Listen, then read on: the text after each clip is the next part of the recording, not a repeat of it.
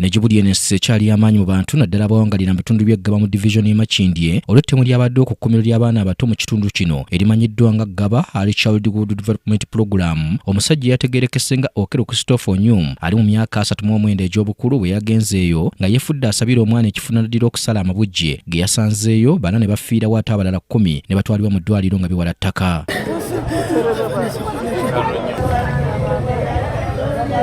Amabujja agatiddwa kuliko Eteko Gideon w'emyaka 2, Kayise Alongati yabadde nayo w'emyaka 2, Ignatius Serwanga goni yabadde wa myaka 3 wamu ne Ryan Odeke w'emyaka 2. Agambibwa okutemula abaana bano newankubadde nga yagombeddwamu obwala kyokka wakyaliwo ebibuuzo bingi ebyebuuzibwa nga n'ebyokuddamu birabika ng'ebyekkekwa olwa poliisi okubanga ekyanoonyereza naddala ku kyabagudde omusajja ono okudda ku mabujje n'agasanjaga mu ngeri embi etyo. Abalondoola ku mbeera n'enkula y'abaana bato wansi w'ekibiina Kidda Network for Early Childhood Development Actors Uganda basinzidde wano ne basaba gavumenti okusookanga okwekennenya ebifo ebibeera bisaba okukuuma n'okubangula abaana bato mu kiseera nga tennaba kubiwa lukusa okukakasiza ddala nga bino bibeera bisaanidde. One is the childcare spaces in the community are informal.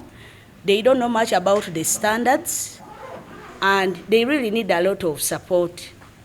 They are mostly home-based. Tuleme kwagala kufuna kasente kokka naye ng'ebyetaagisa tetubituukiriza. Bwe buba bukuumi bw'abaana tubukole. Bwe buba kuteekawo nti lukomera mu kifo abaana we babeera enkomera tuziteekewo. Bano basabye ebbago eryayanjulibwa minisitule y'ebyenjigiriza mu Gwokubiri gw'omwaka guno okulaba nga liyisibwa okulungamya abatandika amasomero wano mu ggwanga. Ku nnambika eyo mu lufuutifuuti gye bayita Early Childhood Care and Education Policy. Ennambika eno eraga bulungi ebirina okubeerawo era kyannaku nnyo nti ennambika eno ebadde tennasaasaanyizibwa bantu kubawa mukisa kugimanya na kumanya biki ebirimu erimu obuwaayiro bungi nnyo. The teachers, they are aware, like in terms of the fence, how long or how high the fence is already stipulated in the policy, and the guidelines are very clear.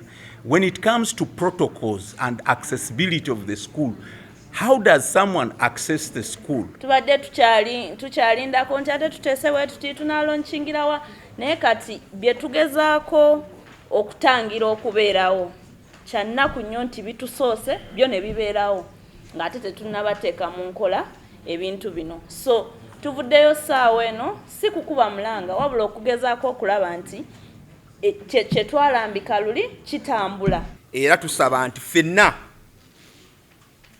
abantu ba bulijjo abazadde abanaddiini buli omu twandibadde tuvaayo okuba ntukolera wamu.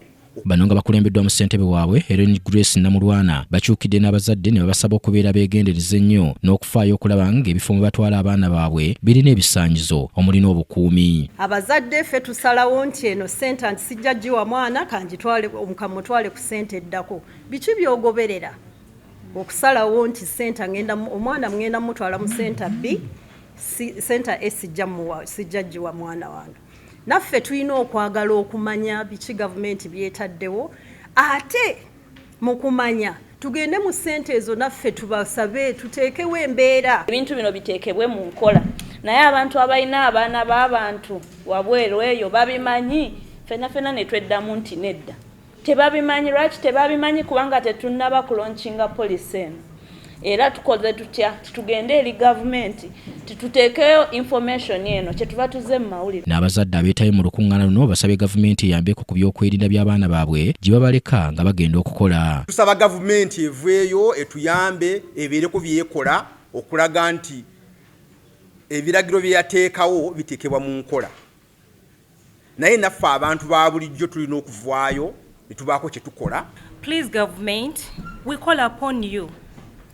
May you come up with guidelines that can help us. For instance, the scenario that happened yesterday, if these parents knew the guidelines, they could know the safe place for their children. Kyambadde Shadraka Joshua yakusakidde eggulire lino ku Rocket TV amalindirire.